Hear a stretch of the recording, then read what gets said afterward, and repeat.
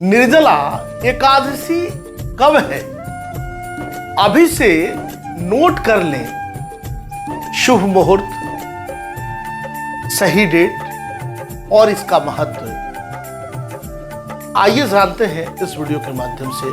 नमस्कार, मैं हूं डॉक्टर श्रीपति त्रिपाठी।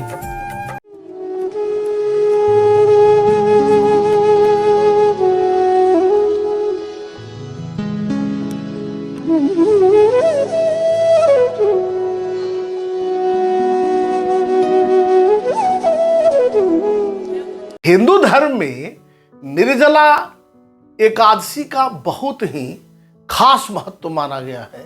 निर्जला एकादशी का व्रत प्रत्येक वर्ष ज्येष्ठ मास के शुक्ल पक्ष की एकादशी को रखा जाता है। इस साल निर्जला एकादशी का व्रत 6 जून को रखा जाएगा। इस दिन भगवान विष्णु और मां लक्ष्मी की पूजा होती है। लोग इस दिन बिना पानी पिए व्रत रखते हैं। निर्जला एकादशी को भीमसेनी एकादशी भी कहते हैं। ऐसा माना जाता है कि इस व्रत को करने से सभी एकादशियों के व्रत का फल मिलता है और सारे पाप धुल जाते हैं। आइए जानते हैं निर्जला एकादशी के बारे में सब कुछ विस्तार से इस वीडियो के माध्यम से।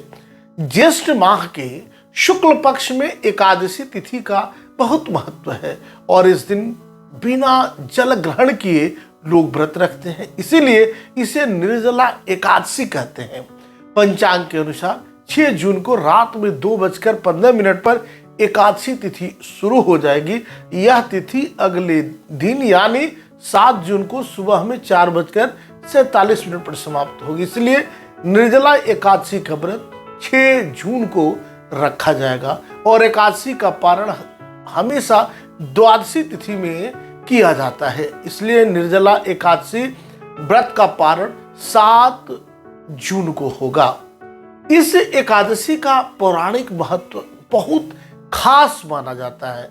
एक बार व्यास जी के कहने पर पांडवों में भीम ने यह व्रत रखा था, तब इस व्रत को भीमसेनी एकादशी भी कहा जाता है। भीम ने मोक्ष की प्राप्ति के लिए यह व्रत रखा था। माना जाता है कि एकादशी के इस व्रत को करने से साल भर की सभी एकादशियों का व्रत करने के बराबर पुण्य मिलता है। निर्जला एकादशी का व्रत बहुत खास माना जाता है। ऐसा माना जाता है कि इस व्रत को करने से सारे पाप ताप धुल जाते हैं, साथ ही भगवान विष्णु की विशेष कृपा मिलती है। धार्मिक मान्यताओं के अनुसार निर्जला एकादशी का व्रत करने वाले को मरने के बाद मोक्ष मिलता है। निर्जला एकादशी का व्रत करने से जीवन में सुख और समृद्धि आती है और व्यक्ति का आध्यात्मिक विकास भी होता है। इस दिन अन्न और धन का दान करना बहुत शुभ माना जाता है। ऐसा करने से धन लाभ होता है और तिजोरी हमेशा भरी रहती है। निर्जला एकादशी व्रत की पूजा विधि जानिए।